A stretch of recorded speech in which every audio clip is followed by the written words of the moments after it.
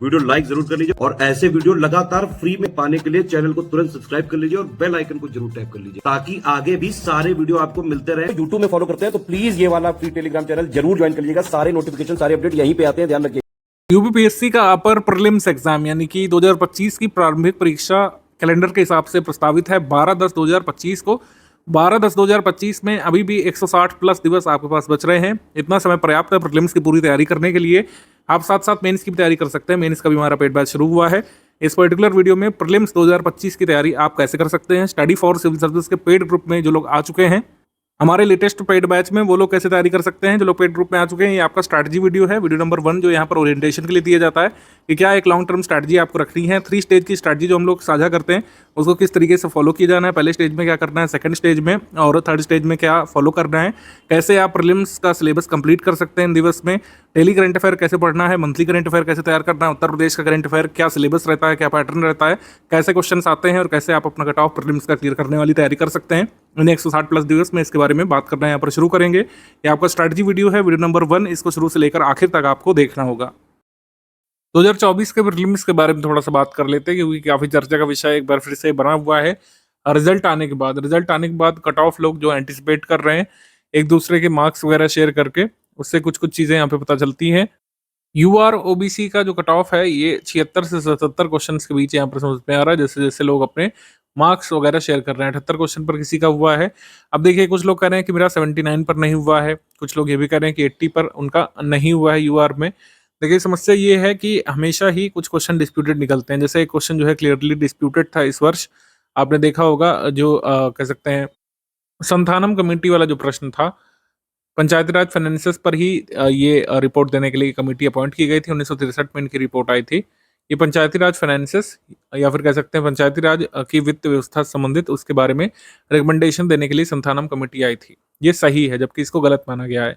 हाँ, ये अलग बात है कि संथानम कमेटी जो है इसको एक और काम दिया गया था, लेकिन ये अलग काम था। तो study various aspects of corruption in government department, तो करप्शन वगैरह की जांच करने के लिए, भ्रष्टाचार की जांच करने के लिए भी अपॉइंट की गई थी। वो अलग समय पर संथानम कमेटी बनी थी, लेकिन पंचायती राज के लिए बनी जरूर थी। तो इसमें नॉट करेक्ट इसको माना गया है। तो ये क्वेश्चन जो है निश्चित तौर पर डिलीट होगा। एक ये प्रश्न भी मतलब आंसर की में गलत दिया गया है। जनवरी 1934 में कांग्रेस सोशलिस्ट पार्टी गठन हुआ था, ये सही स्टेटमेंट, जबकि इसको भी गलत बता दिया गया है इस वाले के साथ। सेकंड वाला तो गलत है। जवाहरलाल नेहरू ने जो है कभी भी फॉर्मली स्वराज पार्टी, ये कांग्रेस सोशलिस्ट पार्टी को नहीं ज्वाइन किया। सोशलिज्म में बिलीव करते थे जवाहरलाल नेहरू, समाजवाद के समर्थक रहे हैं, कट्टर समर्थक थे समाजवाद के, लेकिन इन्होंने कभी भी कांग्रेस सोशलिस्ट पार्टी को नहीं ज्वाइन किया जवाहरलाल नेहरू ने। ये वाला तो सही है कि इसको गलत किया, लेकिन ये फर्स्ट वाला स्टेटमेंट सही है जबकि इसको गलत कर दिया है। तो ये एक डिस्प्यूटेड सवाल है। तो ऐसे कुछ डिस्प्यूटेड क्वेश्चंस की वजह से आपका जो स्कोर निकल रहा है, जो आप अपने ओएमआर से कैलकुलेट कर रहे हैं कि मेरा नेट स्कोर ये आ रहा है, उस स्कोर में अंतर पड़ सकता है। कुछ और भी चैलेंजेस किए गए थे, हो सकता है उसमें क्वेश्चन डिलीट किया गया हो या फिर उसका उत्तर बदला गया हो, तो नेट स्कोर जो है ये बदल जाता है। और ऐसे लोग होते हैं जिन लोगों ने डिस्प्यूटेड क्वेश्चन को या तो टच नहीं किया होगा या फिर उन लोगों ने जो है उसको सही निकाल लिया होगा आयोग के हिसाब से, उनका स्कोर अलग आ रहा होगा और आपका स्कोर अलग आ रहा है। तो कट ऑफ जो लोग अज्यूम कर रहे हैं कि मेरा 80 में भी नहीं निकला, ऐसा हो सकता है कि आपने जिस क्वेश्चन को सही माना हो क्वेश्चन मॉडिफाई की में बदल गया हो। तो इस वजह से 77 पर लोगों का हुआ, 76 पर भी इवन हुआ है यूआर कैंडिडेट्स का, ओबीसी कैंडिडेट्स का, लेकिन 80 पर कुछ लोगों का नहीं हुआ है। तो ये सब समस्या रही है। आगे भी स्टडी फॉर सिविल सर्विस आगे प्रयास करता रहेगा कि आयोग तक ये बात पहुंचे कि मॉडिफाइड की तुरंत ही जो है स्टूडेंट्स को मिलनी चाहिए। जब आप प्रोविजनल की पर रिजल्ट नहीं दे रहे हैं, मॉडिफाइड की पर रिजल्ट दे रहे हैं, तो मॉडिफाइड की सारी प्रोसेस कंप्लीट होने के बाद क्यों जारी की जाए। स्टूडेंट्स एटलीस्ट देखें तो कि क्या उनकी गलती हुई, कौन से आंसर को जो वो सही मान रहे थे वो गलत माना गया है आयोग के द्वारा, और स्टूडेंट्स जो है सही फैक्ट आगे तैयार करें। मॉडिफाइड की जारी होनी ही चाहिए और एकदम जेन्युइन डिमांड है स्टूडेंट्स की, और इस पर हम लगातार आवाज उठाते रहेंगे। 15,000 कैंडिडेट जो सिलेक्ट हो चुके हैं वो अब मेंस की तैयारी करेंगे निश्चित तौर पर। आप नहीं सिलेक्ट हुए हैं, आप जो भी आपके पास संवैधानिक अधिकार हैं आप उसका प्रयोग करते हुए आयोग को ईमेल कीजिए, रिटर्न लेटर भेजिए और आयोग से रिक्वेस्ट करिए कि मॉडिफाइड की जारी किया जाए। और स्टूडेंट को जानने का अधिकार है कि जिस मॉडिफाइड की पर प्रोविजनल रिजल्ट जारी किया गया है उस मॉडिफाइड की में क्या उत्तर बदला गया था, क्या उत्तर डिलीट हुआ था, ये बताना चाहिए एस्पिरेंट को, जैसे अन्य जगह पर बताया जाता है। अन्य कॉम्पिटिटिव एग्जाम में मॉडिफाइड की बताई जाती है, जैसे एमपीपीएससी में भी है। एमपीपीएससी में जो फाइनल की आती है रिजल्ट के समय वो पब्लिश होती है। ठीक है, स्टूडेंट को पता चलता है कि हाँ अच्छा ये 100 क्वेश्चन थे तो 3 डिलीट हो गए या फिर 3 के उत्तर बदल दिए गए या फिर 2 डिलीट हुए 2 के उत्तर बदल दिए गए, तो अपना स्कोर रिकैलकुलेट कर पाता है और संतुष्ट होता है कि चलिए मैं नहीं सिलेक्ट हुआ, क्यों नहीं सिलेक्ट हुआ उसका रीज़न उसके पास होता है। तो इसी वजह से कुछ लोग कैंडिडेट जो है 76 से 70 क्वेश्चन पर सिलेक्ट हुए हैं और कुछ नहीं सिलेक्ट हुए हैं। सीसैट में भी कुछ लोग जो है फेल हुए थे और उसकी वजह से भी नहीं हो पाए।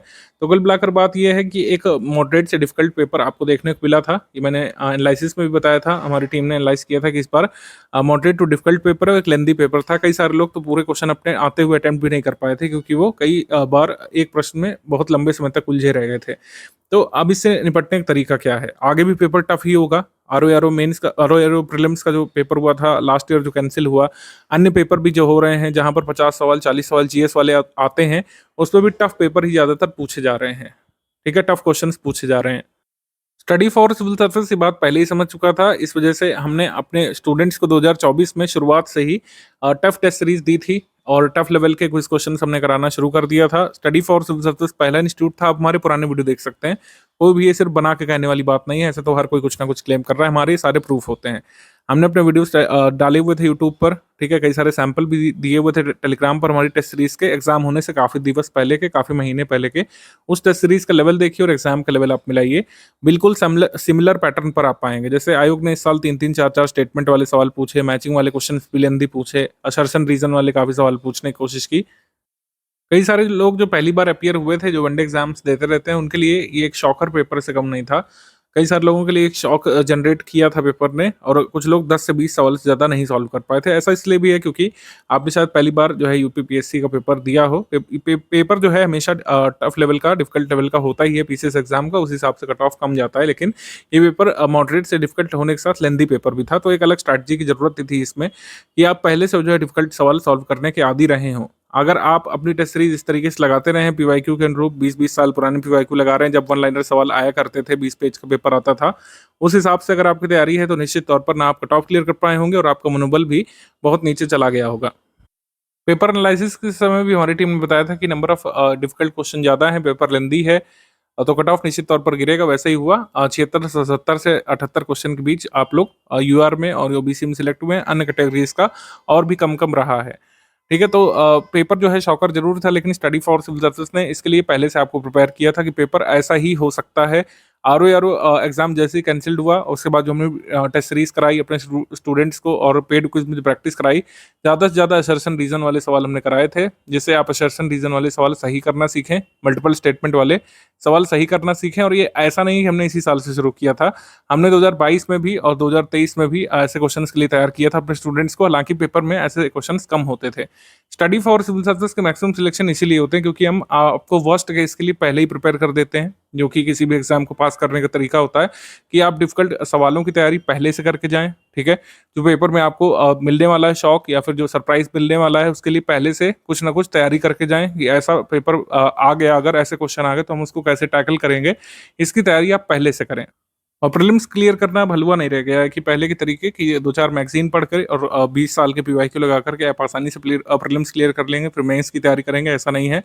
आपको अच्छे से तैयारी करने की जरूरत पड़ेगी। इस वजह से हमने 2022 से ही इंटीग्रेटेड स्ट्रैटेजी यहाँ पर देना शुरू किया था प्रीलिम्स और मेंस की, जिसमें आपको इंटीग्रेटेड अप्रोच लेकर के चलना होता था। और इस बार भी वही स्ट्रैटेजी मैं यहाँ पर साझा करने वाला हूँ 3 स्टेज की।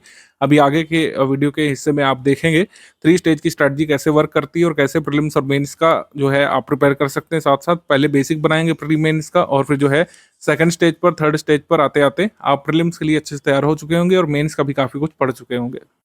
स्टडी फॉर सिविल सर्विसेज ने इस साल अपने मटेरियल में रिकॉर्डेड वीडियो लेक्चर को भी ऐड किया था, जो भी काफ़ी बेनिफिशियल रहा आपको कंसेप्ट समझाने के लिए। रिकॉर्डेड वीडियो लेक्चर से आपको ये भान हो पाया कि किस तरीके से फैक्ट्स को भी कंसेप्ट बना देता है यूपीपीएससी। जैसे यूपीपीएससी में इस साल कई सारे ऐसे प्रश्न देखे गए हैं जिसमें 2 स्टेटमेंट हैं, दोनों फैक्ट हैं, लेकिन उसको इस तरीके से लिंक किया गया कि एक कंसेप्चुअल क्वेश्चन तैयार हो गया है। जैसे एज ऑफ कंसेंट एक्ट वाला, एज ऑफ कंसेंट एक्ट वाला जो प्रश्न है, एज ऑफ कंसेंट एक्ट से 2 स्टेटमेंट पूछे गए थे। पहला कि बीएम मालबारवी ने उसमें पारित होने में महत्वपूर्ण भूमिका निभाई, ये भी हमने जो है फैक्ट दिया था। और ये दूसरा जो फैक्ट पूछा गया कि तिलक ने जो है एज ऑफ कंसेंट को कह सकते हैं अपोज किया था, जबकि उसमें दिया था कि सपोर्ट किया था। तो वो स्टेटमेंट आपको गलत करना था। तो इस तरीके से कई सारे फैक्ट जो कंसेप्ट के फॉर्म में पूछे गए। इसकी तैयारी कैसे होगी? इसकी तैयारी बिना प्रैक्टिस किए नहीं हो सकती। तो प्रैक्टिस का बहुत महत्व है और प्रैक्टिस भी नहीं, इसकी सिर्फ 20 सालों के पीवाईक्यू लगाना है, उससे कोई फायदा नहीं मिलेगा। उसकी प्रैक्टिस करके कोई भी फायदा नहीं मिलने वाला है, क्योंकि पेपर अलग तरीके से पूछा जा रहा है। आपको वैसे ही सवाल लगाने पड़ेंगे जैसे स्टडी फॉर सिविल सर्विसेज ने अपनी टेस्ट सीरीज में कराए थे। एटलीस्ट हमने 95% वहां तक पहुंचने का प्रयास किया जहां तक आयोग ने आपको पेपर में पूछा है। ठीक है, ऐसा किसी भी इंस्टीट्यूट ने नहीं किया है। इस साल भी हम कोई खास बदलाव अपनी स्ट्रैटेजी में नहीं करने वाले हैं। स्टडी मटेरियल निश्चित तौर पर अपडेट होगा और इसको बहुत अच्छे तरीके से अपडेट करने का प्रयास करेंगे। इस बार जो पूरा जो पैटर्न है सवाल पूछने का, उसी के अनुरूप यहाँ पे जो है स्टडी मटेरियल होगा। हिस्ट्री ज्योग्राफी में भी आप देखेंगे कुछ आमूल-चूल परिवर्तन हम करने वाले हैं। वन लाइनर टाइप या फिर पैराग्राफ टाइप ना होकर के कई सारे डायग्राम्स आपको देखने को मिलेंगे और इन डायग्राम से आप अपने कंसेप्चुअल क्वेश्चन सॉल्व कर पाएंगे। तो कई सारे डायग्राम वाले नोट्स जो है, मतलब नोट्स में डायग्राम आपको देखने को मिलेंगे। डायग्राम सिर्फ वो वाले नहीं, कंसेप्ट वाले नहीं कि गूगल से चिपका दिए वो वाला डायग्राम नहीं, आपको बहुत ही इंटरैक्टिव डायग्राम हम बना करके देंगे और ये बाइलिंगुअल रहेगा। ये डायग्राम पढ़ करके आप कंसेप्चुअल क्वेश्चन निकाल पाएंगे कई सारे जो इस साल पूछे गए हैं। हिस्ट्री के, ज्योग्राफी के, इवन पॉलिटी में भी कई सारे डायग्राम आपको हमारे नोट्स में देखने को मिलेंगे। जो लेटेस्ट एडिशन होगा लिस्टिंग कंपाइलेशन का, जो आपको सेकंड स्टेज ऑफ प्रिपरेशन के दौरान हम पेड ग्रुप में साझा करेंगे, उसमें कई सारे डायग्रामेटिक थीम्स पर आधारित जो है इन्फॉर्मेशन देखने को मिलेगी, जो आपके क्वेश्चन सॉल्व करवाने में हेल्प करेगी। टेस्ट सीरीज का लेवल लगातार बढ़ता जाएगा। टेस्ट सीरीज का लेवल हम हमेशा आयोग से आगे रखेंगे, जिससे आप पहले से तैयार रहें, आप एकदम से शॉक महसूस ना करें एग्जाम हॉल में। आपको ये लगे कि टेस्ट सीरीज हम वैसे ही सॉल्व कर रहे हैं जैसे हम पहले सॉल्व करते हुए आ रहे हैं। स्टडी फॉर सिविल सर्विसेज की कोई टेस्ट सीरीज ही लगाने आए हैं, ये आप महसूस करेंगे जब आप हमारी कई सारी टेस्ट सीरीज को अटेम्प्ट करके जाएंगे। तो वही मैंने कहा, सिर्फ पेड ग्रुप ज्वाइन करना काफी नहीं है। पेड ग्रुप में आए आपने स्टडी किया, स्टडी मटेरियल से प्रैक्टिस रिसोर्सेज को फॉलो किया, टेस्ट सीरीज आप लगा रहे हैं। टेस्ट सीरीज लगाने पर आपको जो है एनालिसिस करना है। टेस्ट सीरीज लगाने के बाद आपको मंथन करना है, कहाँ पे गलतियां हो रही है उस गलती को सुधारना है, तब जा करके एक्चुअली एग्जाम में फायदा मिलेगा। तो स्टडी फॉर सिविल सर्विसेज को ज्वाइन करने के बाद हमारे रिसोर्सेज को फॉलो भी करना है, उसके साथ लगना है, अपना सेल्फ एनालिसिस करना है, हमसे सपोर्ट प्राप्त करना है। कोई चीज़ नहीं समझ में आ रही है, डाउट क्लियरेंस ग्रुप में आप पूछ सकते हैं। इस तरीके से हम आगे बढ़ेंगे। कोई बिग चेंज नहीं एक्सपेक्टेड है। बिग चेंज होगा हमारे स्टडी मटेरियल में, टेस्ट सीरीज में होगा, हमारे मेथोडोलॉजी में कोई भी बिग चेंज हम ऐसा नहीं करने वाले, क्योंकि हमेशा ही कहावत है, एक अंग्रेजी कहावत है, if it not broken don't fix it, कि कुछ अगर टूटा नहीं तो बार बार जोड़ने की कोशिश मत करिए। तो हमने लगातार सिलेक्शन दिए टफ पेपर में भी, तो बस हम इनहेंस करेंगे कि कितने ज़्यादा और क्वेश्चन निकाल पाएं। जैसे इस साल स्टडी फॉर सिविल सर्विसेज से 110 क्वेश्चन डायरेक्टली किए जा सकते थे एग्जाम में, और कट ऑफ जो है अब 75 से 77 क्वेश्चन के बीच गया है। अगर आप पूरी एफिशिएंसी हमेशा की तरह नहीं भी दे पाते हैं, ठीक है, जैसे हमने कहा था कि 90-95 क्वेश्चन को टारगेट करिए और आप 80 प्लस भी गए तो आप कट ऑफ निकाल लेते हैं मॉडरेट से डिफिकल्ट पेपर में भी, और यही स्ट्रैटेजी इस बार भी रहेगी। ठीक है, कंसेप्चुअल डिटेलिंग पर इस बार खास फोकस करेगी हमारी टीम। रिकॉर्डेड वीडियो लेक्चर में कंसेप्चुअल डिटेल पर फोकस किया गया है। वैसे ही कंसेप्चुअल डिटेल किसी न किसी तरीके से, चाहे डायग्राम फॉर्म में, चाहे किसी अन्य मेथड से, हम अपने नोट्स में भी शामिल करने का प्रयास करेंगे। यूपीपीएससी की तैयारी करने के लिए जो लोग पहली बार आए हैं और अपना ग्रेजुएशन कंप्लीट करके आपने फॉर्म वगैरह फिल किया होगा, आप एक अनिवार्य शर्त यहाँ पर समझ लीजिए, यूपीपीएससी में या फिर किसी भी राज्य सेवा परीक्षा, जैसे बिहार में, एमपी में, हरियाणा में, उत्तराखंड में, या फिर किसी ने छत्तीसगढ़ में दिया होगा, स्वाध्ययन यानी सेल्फ स्टडी एक बहुत अनिवार्य शर्त है। स्वाध्ययन के बिना आप आगे नहीं बढ़ सकते हैं। सेल्फ स्टडी बहुत ही महत्वपूर्ण भूमिका निभाती है। इवन आजकल के वनडे एग्जाम्स में भी सेल्फ स्टडी की बहुत महत्वपूर्ण भूमिका है। बेस्ट कंटेंट तो होना ही चाहिए आपके पास, रेलिवेंट स्टडी मटेरियल होना चाहिए, रेलिवेंट प्रैक्टिस रिसोर्स होना चाहिए, गाइडेंस का भी बहुत महत्व है। लेकिन कुछ चीज़ें जो स्टूडेंट को अपने अंदर से जगानी पड़ती है, इसमें कोई बाहरी सपोर्ट आपको नहीं मिल सकता है, ना ही आप प्राप्त कर सकते हैं इसको, ना ही किसी भी बाहरी संस्थान से आप ये सेवाएं प्राप्त कर सकते हैं। तो स्वाध्ययन एक अभ्यास यानी कि प्रैक्टिस, और एक निरंतरता यानी कि कंसिस्टेंसी और डिसिप्लिन। निरंतरता, अभ्यास, डिसिप्लिन और स्वाध्ययन, ये आयाम आपने संभाल लिया तो फिर रेलिवेंट स्टडी मटेरियल देने का, और कह सकते हैं बेस्ट प्रैक्टिस रिसोर्सेज देने का, बेस्ट गाइडेंस देने का काम हमारी टीम का है। और इसी वजह से आपने यहाँ पे एनरोलमेंट लिया है। आपने जो फीस सबमिट की है उसके लिए हम पूरा, मतलब उसको, उसके एवज में हम पूरा प्रयास करेंगे कि आप हमारे इंस्टीट्यूट में आते हैं तो आप निश्चित तौर पर सिलेक्ट हों। आप प्री वाले ग्रुप में आए तो प्री में सिलेक्ट हो, मेंस वाले ग्रुप में आए तो मेंस आपका जरूर निकले। फिर इंटरव्यू का गाइडेंस तो फ्री ऑफ कॉस्ट हमारे पूर्व के स्टूडेंट ही कर देते हैं, ज्ञान सर उसमें इन्वॉल्व होते हैं, वो अलग चीज़ है। लेकिन प्री मेंस में अगर आप हमारे यहाँ पर एनरोल हुए हैं तो हमारी टीम का प्रयास रहता है कि आप सिलेक्ट हो निश्चित तौर पर। लेकिन सिलेक्ट तभी होंगे जब दोनों आयामों पर काम होगा। एक आयाम है best study material, practice resources, यानी कि टेस्ट सीरीज पेड क्विज में बेस्ट क्वेश्चंस देना हमारा काम होगा। अच्छी तरीके से आपको गाइड करना, आपको मोटिवेटेड रखना, हर तरीके से आप मतलब ये प्रयास करना कि आप स्टडी में संलग्न रहे, ये हमारा काम होगा। ठीक है? कोई भी तथ्य छूटे नहीं, कोई भी कॉन्सेप्ट छूटे नहीं, इसके लिए प्रयास करना हमारी टीम का काम है। लेकिन ये जो 3 आयाम है, स्वाध्ययन, अभ्यास और निरंतरता, ये आपको जुटाना पड़ेगा और आपको कंट्रीब्यूट करना पड़ेगा इस आयाम पर, तभी हम और आप एक जो कॉमन गोल है आपके सिलेक्शन का, उसको अचीव कर पाएँगे। Study for civil services paid group के फीचर्स मैं आपको एक-एक करके बता दे रहा हूँ। ये फीचर वेरी कर सकते हैं, जो पैकेज आपने लिया होगा टेलीग्राम में हमारी टीम से, उसके हिसाब से वेरी कर सकते हैं। जैसे फुल पेड ग्रुप है, उसको सारे फीचर मिलेंगे जो हम यहाँ पर बताने जा रहे हैं। ओनली करंट अफेयर वाले पेड बैच में आप तो करंट अफेयर वाले फीचर मिलेंगे। Test series with current affair वाले में है तो टेस्ट सीरीज और करंट अफेयर के फीचर मिलेंगे, और ऐसे ही हर ग्रुप के लिए है। जो भी पैकेज आपने लिया होगा और जो कमिटमेंट हमारी टीम ने आपसे किया होगा फी पेमेंट कराने से पहले, वही चीज़ें आपको इस ग्रुप में मिलेंगी।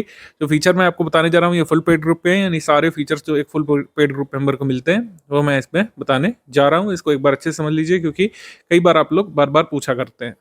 तो इस ग्रुप में डेली करंट अफेयर की पीडीएफ जो है पेड ग्रुप मेंबर्स को मिलती है, फुल पेड वालों को दोपहर 3 से 4 बजे तक आ जाती है। डेली करंट अफेयर का उद्देश्य ये रहता है कि यूपीपीएससी के लिए जितने भी करंट अफेयर आपको पढ़ने चाहिए डेली बेसिस पर, तो आप पढ़ें। आपको कोई न्यूज़पेपर वगैरह पढ़ने की ज़रूरत नहीं पड़ेगी, किसी अन्य न्यूज़ एजेंसी को फॉलो करने की ज़रूरत नहीं पड़ेगी, किसी लोकल अखबार को भी नहीं फॉलो करना है, क्योंकि करंट अफेयर जो है उसमें इतने सारे सोर्स लोग बता देते हैं कि कई बार स्टूडेंट का स्टैटिक ही रह जाता है, पूरे साल भर वो करंट अफेयर ही पढ़ता रह जाता है। तो इसका सिंगल सोल्यूशन हमने निकाला है कि सारे तरीके करंट अफेयर जो आपको पढ़ने ज़रूरी हैं, चाहे वो डेली करंट अफेयर हो, चाहे prelims specific monthly current affair हो, चाहे उसकी प्रैक्टिस के लिए टॉप 500 क्वेश्चन हम देते हैं। हम लोग 3 तरीके के करंट अफेयर अपने ग्रुप में देते हैं, इसके बारे में पहले समझ लीजिए। तो डेली करंट अफेयर जो है आता है, कभी गैप होता है, जैसे कोई नेशनल हॉलीडे पड़ गया, संडे को नहीं आता है तो नेक्स्ट डे कवर होता है, तो संडे का मंडे को कवर होता है। कोई हॉलीडे पड़ गया और उस दिन कोई इंपॉर्टेंट इवेंट हुआ, कोई नई स्कीम अनाउंस की गई, तो उस हॉलीडे के अगले दिन की न्यूज़ में वो कवर कर लिया जाता है। तो करंट अफेयर डेली बेसिस पर आपको मिलता रहता है। आपको अलग से कोई यूट्यूब चैनल फॉलो करने की आवश्यकता नहीं पड़ती है, कोई टेलीग्राम फॉलो करने की ज़रूरत नहीं पड़ती है, और खुद से कोई न्यूज़पेपर एनालिसिस पढ़ने की ज़रूरत नहीं पड़ती है। जो यहाँ पे एक पीडीएफ आएगी बस उसी को कंप्लीट करना है, तो इसका मतलब आपने उस दिन का डेली करंट अफेयर कंप्लीट कर लिया। मंथली करंट अफेयर आता है, मंथली करंट अफेयर में 3 पीडीएफ मिलती है हर मंथ। अब प्री स्पेशल का पीडीएफ मिलता है, प्री स्पेशल पीडीएफ से ही डायरेक्टली एग्जाम में क्वेश्चन आते हैं, तो कई सारे स्क्रीनशॉट हम साझा करते हैं एग्जाम के दिन, वो करंट अफेयर के क्वेश्चन दिखाते हुए कि करंट अफेयर के सवाल जो पूछे गए हैं एग्जाम में वो कहाँ से आए हैं, वो हम प्री स्पेशल वाली करंट अफेयर से ही स्क्रीनशॉट लेकर के आपको शो करते हैं। तो 3 पीडीएफ मिलती है, एक प्री स्पेशल वाली होती है, एक डेली का मंथली कंपाइलेशन होता है। जो डेली करंट अफेयर आता है उसका आप रिवीजन कर सके मेंस के लिए, उसके लिए डेली का मंथली कंपाइलेशन हम लोग देते हैं। जो ओनली स्टडी मटेरियल वाला ग्रुप है उसमें डेली करंट अफेयर नहीं आता है, उसमें डेली का मंथली कंपाइलेशन आता है। तो केवल फुल पेड ग्रुप जो है उनको डेली करंट अफेयर मिलता है, जो ओनली स्टडी मटेरियल वाला ग्रुप है, और जो अन्य ग्रुप है उनको डेली का मंथली कंपाइलेशन जो है मिलता है। ठीक है, डेली बेसिस पर उन ग्रुप्स में करंट अफेयर नहीं आता है, लेकिन monthly current affair pre special वाला सभी को मिलता है। तो प्री स्पेशल नाम ही इसका हमने इस वजह से रख दिया जिससे कंफ्यूजन ना रहे। ये monthly current affair pre special वाला कहलाता है। जैसे कल 4 मार्च है, ठीक है, मतलब सपोज करिए कोई भी दिन है, 4 मार्च है या फिर आगे 4 मई है या फिर जो भी मंथ है, तो हर मंथ की 4 तारीख को आपको पीडीएफ मिल जाती है। 4 मार्च को आपको पूरा 1 फेब से लेकर 28 फेब तक का करंट अफेयर कवर करते हुए आपको पीडीएफ दे दी गई होगी 4 मार्च को। तो ऐसे ही मार्च की करंट अफेयर आपको 4 अप्रैल को मिल जाती है, अप्रैल की करंट अफेयर 4 मई को मिल जाती है। तो हर मंथ की 4 तारीख को आपको पिछले मंथ की total pre special current affair मिल जाया करती है। ये साइकिल आगे भी चलती रहेगी। अप्रैल करंट अफेयर मई में, मई का करंट अफेयर जो है जून में 4 तारीख तक, इस तरीके से आगे आपको मिलता रहता है। डेली का मंथली करंट अफेयर पीडीएफ भी 4 तारीख तक आ जाती है। टॉप 500 और 400 कई बार होते हैं क्वेश्चन, कई बार 550 होते हैं। ये टॉप क्वेश्चंस होते हैं, एमसीक्यू बेसिस पर हम लोग देते हैं। ये 9 तारीख तक ग्रुप में दी जाती है। इसका भी काफ़ी महत्व बढ़ गया है क्योंकि कई सारे फैक्चुअल सवाल जो आते हैं, इस साल जो पेपर हुआ है कई सारे सवाल इसी पीडीएफ पे से भी आए थे। 400-500 एमसीक्यू जो है ये आप प्री स्पेशल के साथ पढ़ते हैं तो प्रीलिम्स के सारे करंट अफेयर के सवाल लगभग आप सॉल्व करने में सक्षम बन जाते हैं। प्री स्पेशल के साथ ही 400-500 सवाल अगर आपने लगा लिए तो प्री के लगभग सारे सवाल, मतलब 98-99% सवाल, और नंबर की बात करें तो अगर 35 सवाल आएंगे आपके एग्जाम में तो आप 32-33 तक करने की स्थिति में आ सकते हैं, यानी कि जितना कट ऑफ मार्क्स जाने वाला है उसका 45% आप ऑलरेडी स्कोर कर लेते हैं इससे। तो काफ़ी बेनिफिशियल होता है हमारा करंट अफेयर। प्री स्पेशल वाला आपको पढ़ना होता है अपने प्रीलिम्स एग्जाम के लिए। बाकी प्री करंट अफेयर में और मेंस का जो ये डेली आता है करंट अफेयर, इसमें क्या महीन अंतर होता है, इसके लिए मैंने पूर्व के ग्रुप में एक वीडियो बनाया था, उस वीडियो को मैं इस हिस्से से इसमें जोड़ दे रहा हूँ, जिससे आप डेली करंट अफेयर में और मंथली करंट अफेयर में जो अंतर है स्पष्ट तौर पर समझ जाएं। दोनों तरीके करंट अफेयर एक पीडीएफ की उपयोगिता क्या है इसको समझ जाएं, फिर हम लोग आगे बढ़ते हैं। यूपीपीएससी 2025 के प्रीलिम्स ग्रुप में अगर आप आ गए हैं तो ये समझिए कि डेली करंट अफेयर और मंथली करंट अफेयर में क्या अंतर होता है। स्ट्रैटेजी में मैं कई बार ये चीज़ क्लियर कर चुका हूँ, लेकिन कई बार डाउट अलग अलग से आ रहे हैं तो मैं आपको बता रहा हूँ डेली करंट अफेयर और मंथली करंट अफेयर में क्या डिफरेंस होता है। स्टडी फॉर सिविल सर्विस का जो डेली करंट अफेयर होता है वो 5-6 पेजेस डेली बेसिस पर आपको मिलते हैं। जैसे न्यूज़पेपर आप लोग स्टडी करते हैं वैसे ही इसको मानिए, न्यूज़पेपर का सब्स्टिट्यूट है ये। जितना भी जानकारी आपको चाहिए क्या हो रहा है डेली बेसिस पर, कैसे कैसे सीक्वेंस ऑफ इवेंट हो रहे हैं, कोई नई स्कीमें अनाउंस हो रही हैं, नई घटनाक्रम हो रहे हैं, सुप्रीम कोर्ट में कोई नया केस आ रहा है, आपके सिलेबस से जो चीज़ें जरूरी जुड़ी हुई हैं वही यहाँ पे बताई जाती हैं। आपने देखा होगा न्यूज़ प्योरली जो है सिलेबस बेस्ड होती है, उसमें लिखा भी रहता है कि न्यूज़ जो है मेंस पेपर के GS1 के लिए ज़रूरी हो सकती है, GS2 के लिए, GS3 के लिए, कई बार GS4 वाली न्यूज़ भी हम लोग देते हैं समय समय पर। अब मेंस के लिए इसका रेलेवेंस ज़्यादा रहता है क्योंकि मेंस के जीएस सिलेबस के हिसाब से आपको दिया जाता है। प्रीलिम्स का और मेंस का जो सिलेबस है आपने देख ही लिया होगा, स्ट्रैटेजी में काफ़ी अलग तरीके का होता है और क्वेश्चन पूछे जाने का तरीका, पूरा पेपर ही अलग तरीके का है। प्रीलिम्स क्या है, जीएस पेपर 1 ऑब्जेक्टिव पेपर है, जबकि मेंस सब्जेक्टिव पेपर, इसी वजह से इन्फॉर्मेशन यहाँ पे ज़्यादा चाहिए। आपने देखा होगा किसी भी इन्फॉर्मेशन का 360 डिग्री एनालिसिस उसमें दिया रहता है। कोई न्यूज़ हुई, कोई कोर्ट केस आया, उसका क्या सिग्निफिकेंस है, हिस्टोरिकल बैकग्राउंड क्या है और आगे की राह क्या हो सकती है, ये भी उसमें बताया जाता है। तो इसलिए डेली करंट अफेयर आपको पढ़ने के लिए कहा जाता है कि आप केवल रटे नहीं, रट के तो आप प्रीलिम्स वाला कर लेंगे, मंथली करंट अफेयर रट करके प्रीलिम्स में मैक्सिमम क्वेश्चन आप निकाल लेंगे, लेकिन मेंस भी तो देना है ना। क्या मेंस नहीं देना है? प्रीलिम्स हमारी मंजिल नहीं है, मैं बार बार कहता रहता हूँ। सिर्फ प्रीलिम्स क्लियर करने के लिए आप नहीं स्टडी करते हैं। लॉन्ग टर्म स्टडी जो लोग करते हैं, जो सीरियस स्टडी करते हैं, वो मेंस क्लियर करके सिलेक्शन लेने वाली स्टडी करना चाहते हैं।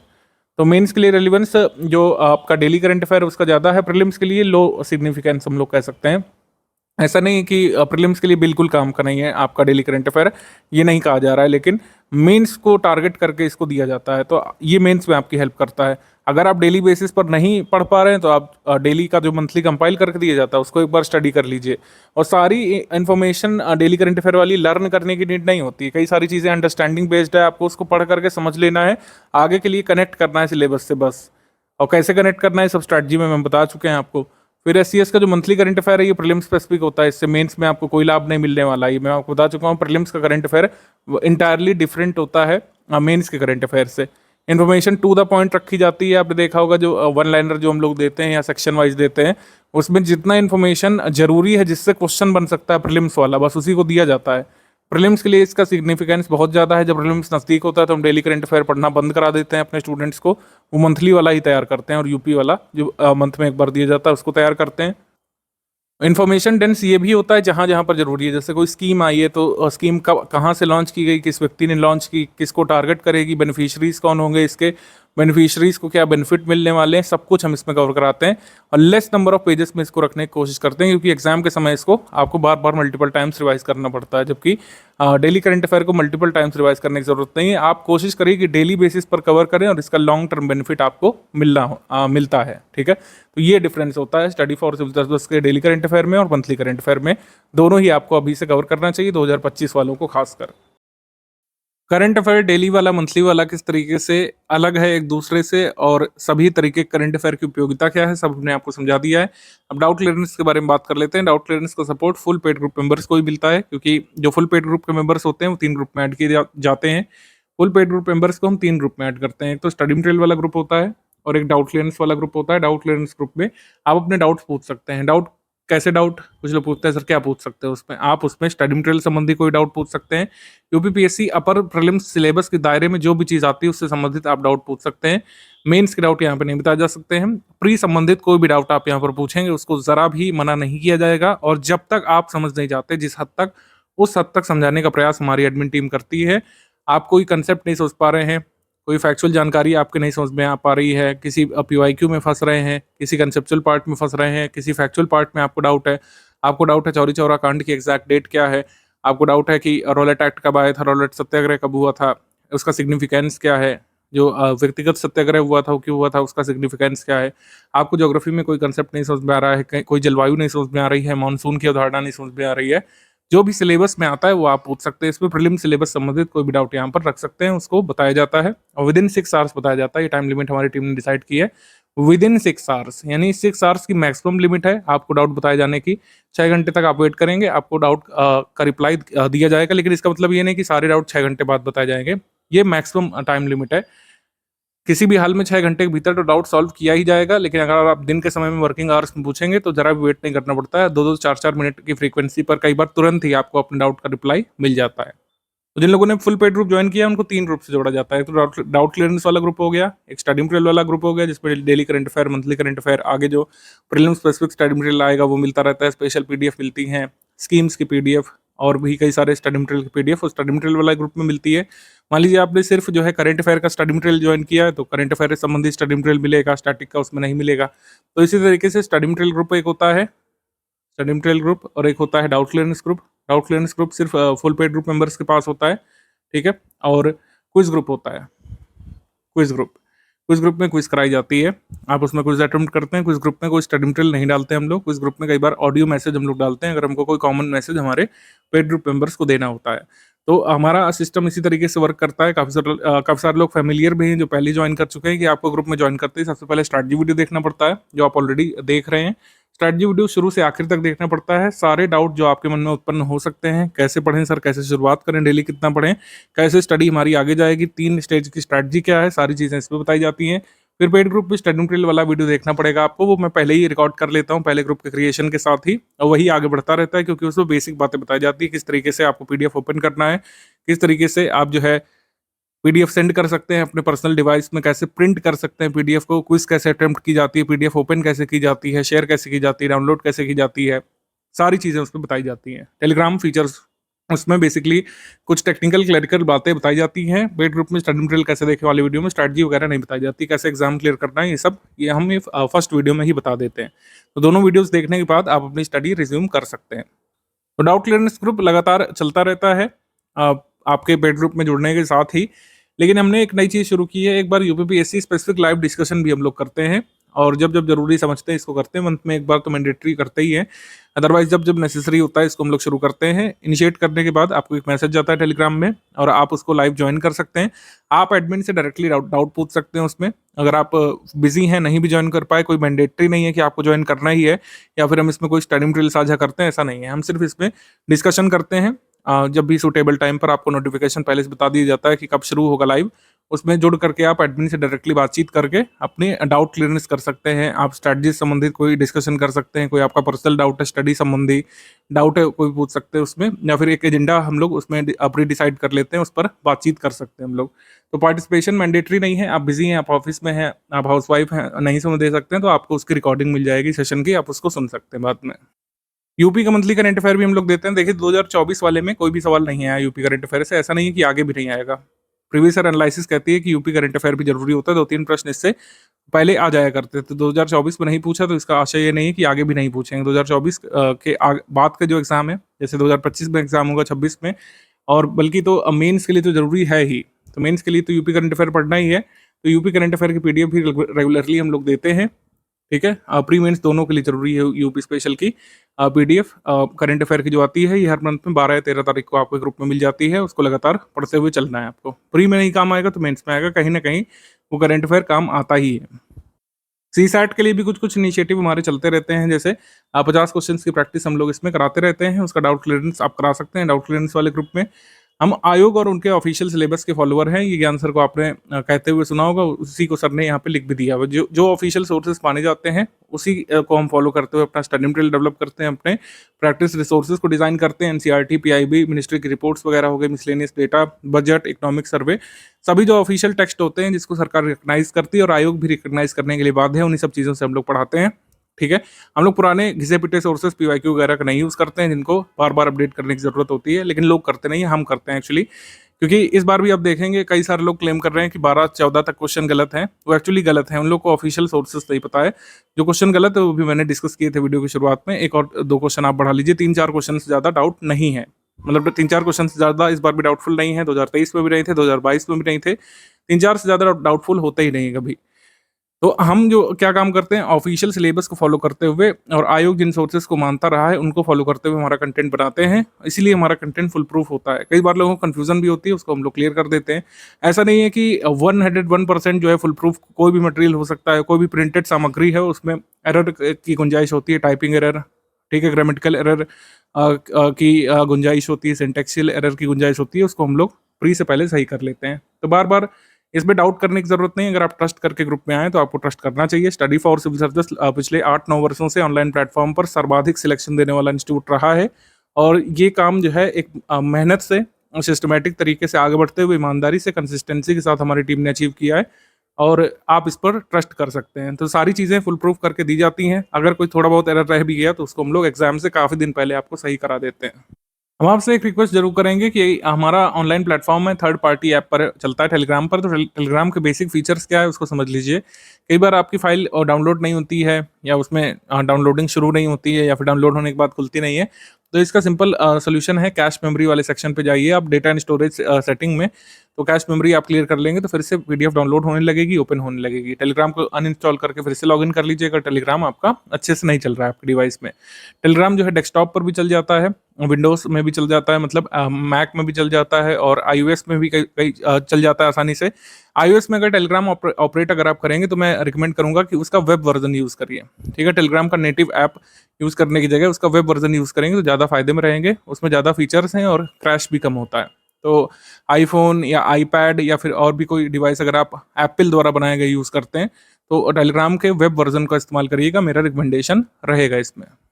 ग्रुप में ज्वाइन करते ही आपको जो सबसे पहला मैसेज देखना चाहिए वो पिंड कमेंट में देखना चाहिए। पिंड कमेंट में जो है सारी चीज़ें दी रहती हैं। सबसे पहले स्टार्ट वीडियो का लिंक, फिर पेड ग्रुप में स्टडी मटेरियल कैसे देखें का लिंक दिया रहता है, फिर स्टेप बाय स्टेप मैसेज का लिंक दिया रहता है। कई सारे जरूरी लिंक उसमें गिवन रहते हैं। उसको रिपोर्ट स्पैम नहीं करना है आपको, और वहाँ पर जो क्रॉस लिख करके आता है उसको क्रॉस पर क्लिक मत करिएगा, वरना पिंड मैसेज आपका रिमूव हो जाएगा वहाँ से, फिर आपको दिक्कत होती है।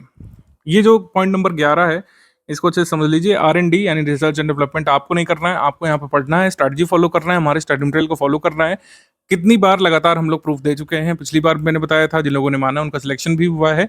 ये सिर्फ जितना दिया जा रहा है उतना पढ़ाई कर रहे हैं आपको, और आपका कट ऑफ निकल जाएगा। फालतू में R&D करेंगे आप, अपना टाइम वेस्ट करेंगे, और जो बहुमूल्य समय आप व्यतीत कर सकते थे स्टडी मटेरियल को पढ़ने में, वो समय धीरे धीरे चला जाता जाएगा। तो जो भी क्वेश्चन हम कराएंगे, जो भी टेस्ट सीरीज में सवाल हम पूछेंगे, हमारे स्टडी मटेरियल में जो भी डायग्राम वगैरह आगे बना होगा, वो बिल्कुल अच्छे से स्टडी करके ही बनाया गया है। ये बात मन में बैठा लीजिए। मैंने कहा सिंटेक्शियल एरर हो सकती है, ग्रामेटिकल एरर हो सकती है, ठीक है, फैक्चुअल एरर होने की गुंजाइश बहुत ही कम होती है, स्पेलिंग एरर हो सकती है, उसको हम लोग सही करा देते हैं। R&D आपको नहीं करना है, और गूगल भी आपको नहीं करना है। हर चीज़ गूगल से चेक करने वाले लोग जो होते हैं, जो फर्स्ट टाइमर्स होते हैं, उनके साथ बड़ी समस्या रहती है। वो हर चीज़ गूगल करना चाहते हैं, जबकि गूगल पर सही रिजल्ट नहीं आता है। गूगल एसईओ पर काम करता है, सर्च इंजन ऑप्टिमाइजेशन पर। कोई भी पुरानी साइट जिसका एसईओ ऑप्टिमाइज्ड है, वो रिजल्ट पहले शो होता है, तो इसका मतलब ये नहीं कि वो सही डेटा है। भारत में आयरन ओर के रिजर्व में टॉप पर कौन है, इस समय सर्च करिए, आपको हर जगह अलग अलग डेटा मिलेगा। भारत में जो है कह सकते हैं सिल्वर का टॉप प्रोड्यूसर स्टेट कौन सा है, इसमें आपको अलग अलग डेटा मिलेगा, ऐसे ही कोल में मिलेगा। तो ये सारी चीज़ें हम आपको मिसलेनियस में देते हैं, और वही एग्जाम में सही माना जाता है हमेशा ही, ठीक है। हिस्ट्री के आप फैक्ट ले लीजिए, कई बार आप खोजते रह जाते हैं, वो आपको नहीं मिलता है, लेकिन हमारे स्टडी मटेरियल में वो दिया रहता है वो चीज़। तो कहने का मतलब ये क्या है कि हमने अपने स्टडी मटेरियल को इतना फुल प्रूफ किया है, इतने सारे लोगों की कंटेंट टीम उस पर लगी हुई है, वो हजारों बार उस चीज़ को गूगल करके सही रिजल्ट ढूंढ के लिख चुके हैं। लेकिन अगर आप पहली बार करेंगे तो जाहिर सी बात है आप कंफ्यूज होंगे, और हमारी एडमिन टीम को भी कई बार कंफ्यूज करने की कोशिश करेंगे कि सर गूगल तो ये दे रहा है। कई सारे लोगों का ये डाउट होता है कि सर गूगल पर तो ये आ रहा है। तो ऐसा नहीं है कि वो हर बार सही है, गूगल पर सही रिजल्ट कई बार आ जाता है शुरू में, लेकिन हर बार ऐसा हो ये पॉसिबल नहीं है। तो गूगल या तो सर्च करना आप ठीक से सीखें, या तो हमारे डेटा को मानते हुए आगे बढ़िए, यही एक रास्ता है। जो लोग फर्स्ट टाइमर्स हैं उनके साथ ये भी समस्या रहती है कि वो सारे सवाल सॉल्व करना चाहते हैं, जबकि एग्जाम की डिमांड ये नहीं है। इस बार कट ऑफ कितना गया, जैसे मैंने बताया 76 से 79 क्वेश्चन के बीच सभी का हो गया, लेकिन टोटल क्वेश्चन कितने आते हैं 150। चलिए मान लेते हैं कि 2-4 इसमें डिस्प्यूटेड भी है, लेकिन 146 से 147 क्वेश्चन में आपको जो है 51-52% ही सही क्वेश्चन निकालने, निगेटिव मार्किंग का इफेक्ट हटा करके, 1/3 की निगेटिव मार्किंग है, तो इसको निगेट करके आपको 76 से 79 के बीच पहुंचना है। तो इसका मतलब काफी सारे क्वेश्चन आपको एग्जाम में छोड़ने भी पड़ेंगे। सारे क्वेश्चन के सही आंसर निकालना आयोग आपसे उम्मीद नहीं करता है, मतलब आयोग का कह सकते हैं डिमांड ही नहीं है कि ऐसा कोई कैंडिडेट हो जो प्री में हम उसी को सिलेक्ट करेंगे जो 150 में 149 सवाल सही करेगा। ऐसा तो क्राइटेरिया नहीं है, आपको सिर्फ कट ऑफ निकालना है, ठीक है। तो मेंस के लिए जो है आपको लगना है प्रीलिम्स क्लियर करने के बाद आंसर राइटिंग वगैरह शुरू करना है, तो इतना ऑब्सेस्ड मत हो जाइएगा किसी भी फैक्ट से, किसी भी विषय से। कई सारे लोग मैंने देखा है, बहुत अच्छे स्टूडेंट होते हैं, लेकिन कई बार वो ऑब्सेस हो जाते हैं किसी भी विषय से कि इस विषय के सारे सवाल हम आयोग के पेपर में सही करके आएंगे, जबकि ऐसा हो ही नहीं सकता है। मैं आपको बता रहा हूँ, आप कितने बड़े स्कॉलर हो अपने सब्जेक्ट के, हिस्ट्री के हो, ज्योग्राफी के हो, पॉलिटी के हो, पॉलिटिकल साइंस के हो, साइंस के हो, इवन आप सारे सवाल नहीं निकाल पाएंगे। एक तो कारण ये होता है कि सारे सवाल तो सही होते भी नहीं, कुछ क्वेश्चन तो गलत भी होते हैं। तो सारे सवाल ना करने हैं, ना सारे सवाल सही होते हैं, ना ही सारे सवाल सही करना एग्जाम की डिमांड है। तो सारे सवाल नहीं सही करना है, लेकिन आपको उस नंबर तक पहुंचना है, वो कट ऑफ नंबर कहते हैं उसको, जिससे आपको मेंस का टिकट मिलेगा। बस यही आपकी स्ट्रैटेजी होनी चाहिए प्रीलिम्स की तैयारी के समय। तो पेड ग्रुप को सिर्फ ज्वाइन करना काफ़ी नहीं है, सारे अपडेट्स फॉलो करने पड़ेंगे। सारे अपडेट्स का मतलब है जो आगे स्टडी मटेरियल दिया जाएगा उसको फॉलो करना है, जो अभी प्रेजेंट में दिया जा चुका है। प्रेजेंट में शुरुआत बेसिक से करनी है, अभी आगे 3 स्टेज स्ट्रैटेजी आप सुनिए, उसमें पता लगेगा बेसिक से कैसे शुरुआत करनी है, कौन सी बुक से। यूपीपीएससी 2025 से पहले कम से कम 6-7 हज़ार क्वेश्चन की प्रैक्टिस यहाँ पे करनी पड़ेगी। कम से कम यहाँ पे लिखा है, ये नंबर जो है 8 से 9 हज़ार भी पहुंच सकता है। आप ट्रोल करने को कर सकते हैं, लेकिन 8-9 हज़ार क्वेश्चन अब लगाना एग्जाम की डिमांड है और ये लगाने पड़ेंगे। प्रैक्टिस रिसोर्सेज का मतलब है स्टडी फॉर सिविल सर्विस की पेड क्विज, हमारा पीवाईक्यू कंपाइलेशन जो हमारी टीम ने छांट के क्वेश्चन जो है उसमें डाले हैं, पुराने क्वेश्चन में से छांट करके जो जरूरी हैं, रिलेवेंट क्वेश्चन अभी भी हैं, जो आपको एग्जाम में हेल्प कर सकते हैं, सिर्फ वो वाले क्वेश्चन हमारी टीम ने सिलेक्ट किए हैं, बस उसको लगाना है। स्टडी फॉर सिविल सर्विसेज की फ्रेश टेस्ट सीरीज और स्टडी फॉर सिविल सर्विसेज के एमसीक्यू बैंक जो मिलेंगे, बस उसी को सॉल्व करना है, इसी से पूरी नैया पार लग जाएगी कट ऑफ की। हमने जैसा कि भी डिस्कस किया कि जिस तरीके का पेपर हुआ था 2024 में और जैसा पेपर हम लोग एंटिसिपेट कर रहे हैं, काफ़ी सारी प्रैक्टिस की आपको ज़रूरत पड़ेगी। प्रैक्टिस करने के लिए 2 महत्वपूर्ण रिसोर्सेज हमने डिस्कस किए हैं, एक तो पेड क्विज है और दूसरा रिसोर्स है यहाँ पर स्टडी फॉर सिविल सर्विसेज की प्रीलिम्स 2025 की टेस्ट सीरीज, ये आपको लगानी पड़ेगी। तो टोटल 58 टेस्ट हम लोग कराएंगे। कभी भी हमने इतना नंबर हाई नहीं रखा है, इसको हमने बढ़ाया है, फीस वही रखी है, लेकिन नंबर ऑफ टेस्ट यहाँ पर इस बार बढ़ के मिलेंगे, क्योंकि एग्जाम की डिमांड इस तरीके की है। कई सारे सवाल जो है प्रैक्टिस पर आधारित पूछे गए थे 2024 के प्रीलिम्स में, और अन्य एग्जाम जो अभी जीएस वाले हो रहे हैं यूपीपीएससी के द्वारा जो कराए जा रहे हैं 2025 में, उसमें भी देखा गया है कि प्रैक्टिस का बहुत महत्व यहाँ पे रहने वाला है। बिना प्रैक्टिस किए कुछ क्वेश्चन आप सॉल्व ही नहीं कर सकते हैं। यूपीपीएससी के द्वारा अभी एई का जो पेपर कराया गया था उसमें जीएस के करीब 30 प्रश्न आते हैं, इसमें से आप देखेंगे इस तरीके के प्रश्न बने हैं। लेटेस्ट पेपर, इस वजह से मैं इसको दिखा रहा हूँ, ठीक है। इसमें इस तरीके के जो प्रश्न बने, इनको आप जो है प्रैक्टिस के द्वारा ही सॉल्व कर सकते हैं। जब तक आपने ये प्रैक्टिस नहीं की होगी, कौन सा अभिलेख कहाँ पाया जाएगा, भले ही आपने दूसरे तरीके से इसको सॉल्व किया हो। ये हाथी गुम्फा इंस्क्रिप्शन जो है खारवेल से संबंधित है, ठीक है। मंदसौर इंस्क्रिप्शन यशोधर्मन से संबंधित है। ये फैक्ट्स आपने अगर किसी क्वेश्चन में लगाए होते पहले, तो इसको आसानी से सॉल्व किया जा सकता था, ठीक है। आईहोल इंस्क्रिप्शन जो है जैसे अपुलकेशन सेकंड संबंधित है। नासिक का गुहा लेख जो है ये पुलवामी से संबंधित है या पुलवावी से। और जैसे प्रश्न पूछा गया है कि कौन सा जो पेंटर है किस काल से सही सुमेलित है, ये आपको बताना था। तो इसमें कौन से शासक के कौन से पेंटर रहे इंडिविजुअली, या तो एक तो याद भी करना पड़ेगा, और इसकी प्रैक्टिस बहुत महत्वपूर्ण है। इन लोगों ने प्रैक्टिस की होगी इस तरीके से क्वेश्चंस की, उनको यहाँ पे हेजिटेशन नहीं हुई होगी और वो अपने फैक्ट भूले नहीं होंगे। तो प्रैक्टिस का महत्व रहेगा। प्रैक्टिस आपकी इस टेस्ट सीरीज से होगी, 1 जून से इसको शुरू कर लेंगे इस ग्रुप में, और फाइनली आपका टेस्ट जो है 1 अक्टूबर में हम लोग खत्म कर लेंगे, यानी कि 15 दिवस पहले करीब सारे टेस्ट आपके हो चुके होंगे। ये फुल इन टेस्ट है। स्टडी फॉर सिविल सर्विसेज की टेस्ट सीरीज क्यों लगानी है, क्योंकि स्टडी फॉर सिविल सर्विसेज की टेस्ट सीरीज जो है हमारे पूरे आप देखेंगे यूपीपीएससी की मार्केट में सबसे अपडेटेड होती है, सबसे इन्फॉर्मेशन डेंस होती है, ये तो आपने सुना ही होगा। हमारी टेस्ट सीरीज केवल और केवल पीवाईक्यू पर आधारित नहीं होती है। ये समस्या ज़्यादातर टेस्ट सीरीज में देखी गई कि ज़्यादातर इंस्टीट्यूट की टेस्ट सीरीज जो है पीवाईक्यू को ऊपर नीचे करके ही बना दी जाती है।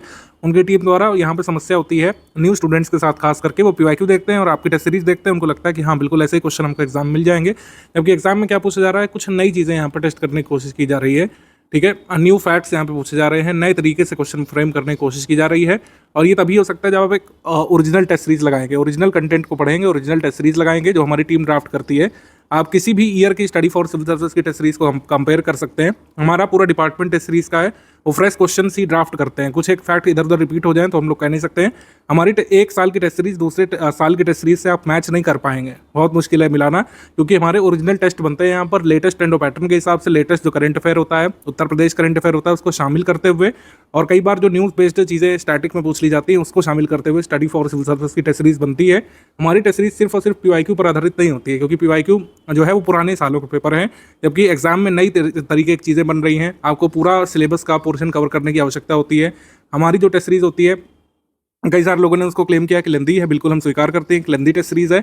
इन्फॉर्मेशन डेंस होती है, मतलब लंबे लंबे क्वेश्चंस होते हैं। जैसे 2024 में एक लेंदी पेपर आ गया था, आप सबको चौंका दिया उसने, लेकिन जिसने स्टडी फॉर सिविल सर्विसेज की टेस्ट सीरीज सॉल्व की थी, उन्हें पता था कि हमने इस लेवल की भी तैयारी करा रखी थी। जैसा 2024 में दिसंबर में पेपर आया था, हमारी टेस्ट सीरीज में पूरे सिलेबस के मोस्ट रेलिवेंट पोर्शंस को और जो कह सकते हैं बड़े पोर्शन कवर किया जाता है। किसी भी टेस्ट सीरीज में ऐसा नहीं है। यूपीपीएससी का सिलेबस काफ़ी बड़ा है, लेकिन उसके बाद भी आप अगर हमारे सारे ये 58 टेस्ट लगाएंगे पूरे यूपीपीएससी सिलेबस के एक बहुत बड़े पोर्शन को, ऐसे ही आप कंप्लीट कर लेंगे, रिवाइज कर लेंगे उसको। ठीक है, स्टडी मटेरियल पढ़ने के बाद अगर आप टेस्ट सीरीज लगाएंगे, पेड क्विज लगाएंगे, तो किसी भी स्तर का पेपर आ जाए, जैसा 2024 वाला आया, या फिर अगर इससे भी टफ ट्रिकी आ जाता है, तब भी आप जो है कट ऑफ भर का सॉल्व कर पाएंगे। मतलब स्टडी फॉर सिविल सर्विसेज के स्टडी मटेरियल से और प्रैक्टिस रिसोर्स फॉलो करके कट ऑफ निकाला जा सकता है, जैसे मैंने आपको पहले बताया।